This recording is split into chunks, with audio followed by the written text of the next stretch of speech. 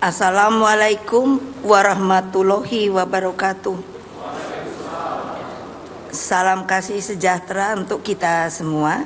Shalom, Om Swastiastu, Namo Buddhaya, salam kedamaian rahayu. Marilah kita lebih dahulu bersama-sama memekikan salam nasional dan perjuangan kita.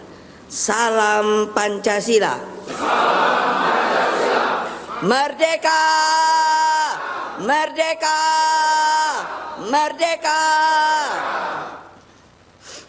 Alhamdulillah, saudara-saudara, seluruh rakyat Indonesia yang saya cintai dan banggakan dimanapun kalian berada. Seluruh simpati anggota dan kader partai, khususnya yang berada di akar rumput partai.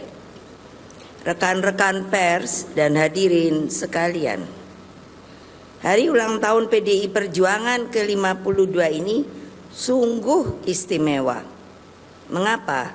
Sebab setelah berjuang dengan penuh kesabaran revolusioner selama 57 tahun, sejak 1967 sampai tahun 2024, akhirnya atas kehendak Allah Subhanahu wa Ta'ala, sebuah keputusan yang luar biasa telah dikeluarkan melalui surat penegasan pimpinan MPR RI atas tidak berlakunya lagi TAP MPRS nomor 33 tahun 1967 tentang pencabutan kekuasaan negara dari Presiden pertama Bung Karno.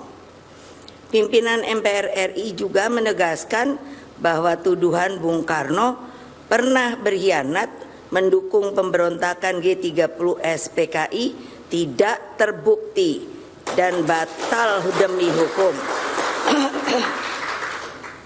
Karena tidak pernah ada proses hukum apapun yang dilaksanakan untuk membuktikan tuduhan tersebut hingga Bung Karno wafat tanggal 21 Juni 1970.